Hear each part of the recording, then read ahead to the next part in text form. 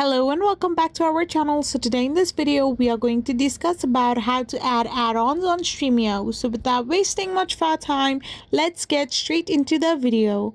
So to add add-ons to your Streamio, you need to first of all open the app. So once you open the app, you need to now access to the add-on menu bar, usually by clicking the puzzle-like icon. You can either search for add-ons by name or browse available options, or you can simply tap on show add-ons.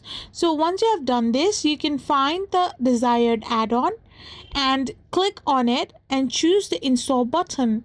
So once the installation process is completed, it will be available on your Streamio. So after installation, you can simply access the add-ons by going back to the add-on menu and clicking on my add-ons. So this way you can add add-ons on Streamio. I hope you found this video helpful, so don't forget to hit that subscribe button and do give us a thumbs up. We will be back again with more informative videos. Thank you for watching.